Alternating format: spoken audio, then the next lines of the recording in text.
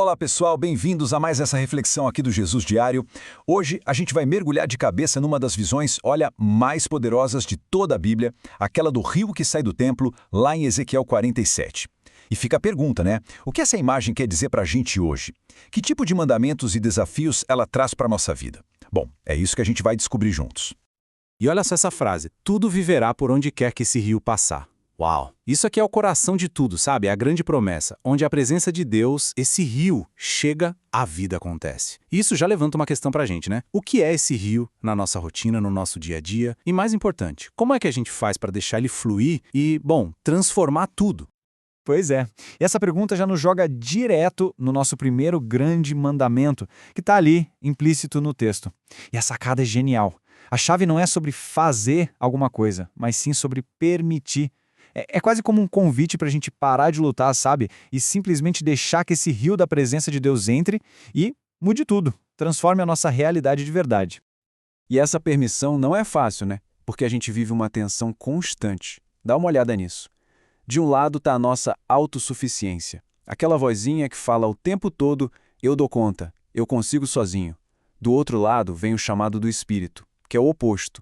Um convite para depender totalmente, para se abrir para a renovação. E é bem aí, nesse cabo de guerra, que a gente acaba construindo uma barragem que impede o rio de passar. E essa barragem ela não é abstrata não, ela aparece de formas bem concretas na nossa vida.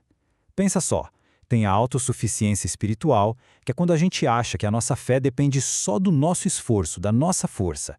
Tem também o secularismo, essa cultura que grita que só o que é material importa, e a vida espiritual fica de lado. E claro, tem aquela nossa teimosia, né? Aquela dificuldade de largar os velhos hábitos, mesmo sabendo que eles nos deixam num verdadeiro deserto. Ok, então o cenário é esse. Temos esses desafios gigantes na nossa frente. E agora, qual é a resposta da fé para tudo isso? Como a gente quebra essas barreiras e deixa o rio finalmente fluir? Bom, a boa notícia é que a gente não está sem resposta. A teologia nos aponta caminhos bem poderosos. E a primeira resposta, talvez a mais importante de todas, tá aqui, é uma virada de chave. A vida de verdade, a mudança que a gente tanto busca, ela não vem da gente. Não vem do nosso esforço, vem do Espírito. É Ele que dá vida, que ressuscita o que está morto dentro de nós. A nossa única tarefa, se é que podemos chamar assim, é abrir espaço para Ele agir. Mas, para que toda essa transformação? Qual o objetivo final? O próprio Jesus nos conta. Ele veio para que a gente tivesse vida, e vida em abundância. Não é uma vidinha mais ou menos, sabe? Não é uma vida de escassez, limitada. É uma vida cheia, que transborda.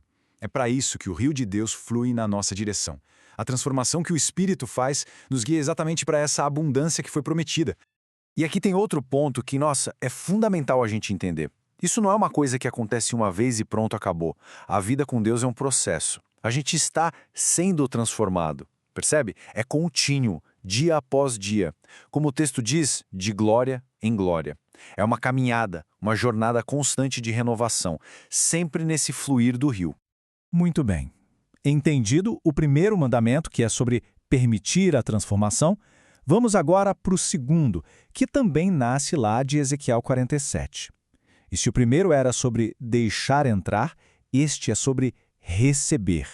Receber a herança. Isso muda completamente a nossa perspectiva, porque nos faz entender que a nossa posição, aquilo que temos em Deus, não é algo que a gente conquista na raça, é algo que nos é dado. E essa frase de Ezequiel, ela é a base de tudo isso. Jurei dá-la aos pais de vocês. Presta atenção nisso. A herança não é um troféu por bom comportamento, sabe? É o cumprimento de um juramento. Uma promessa que Deus fez e que Ele não pode quebrar. Ou seja, a nossa segurança não está no que a gente faz ou merece, está na fidelidade de Deus. Isso muda tudo. E essa tabela aqui, ela coloca o dedo na ferida, né? Ela mostra esse confronto de forma muito clara. De um lado, o mundo moderno com seus desafios, o materialismo que diz, corra atrás da sua herança agora. Do outro, a promessa divina que responde, calma, a verdadeira herança vem da promessa. Aí vem a injustiça que exalta os poderosos, mas Jesus diz, o reino é dos mansos. E quando a nossa incredulidade bate, a palavra de Deus afirma, as minhas promessas não mudam. Percebe? Para cada desafio que o mundo joga na nossa cara, existe uma promessa divina muito maior. Bom, e com tudo isso, a gente chega na nossa reflexão final. A gente já entendeu os dois grandes mandamentos, permitir a transformação e receber a herança. A pergunta que fica é, beleza, mas e na prática? Como é que a gente começa a viver nesse rio de verdade? No fim das contas, tudo se resume a 2 passos bem simples de entender, mas bem difíceis de praticar. O primeiro passo é rendição. É parar de lutar, soltar as rédeas, parar de querer controlar tudo e simplesmente se entregar ao fluxo do Espírito que transforma. E o segundo passo é confiança.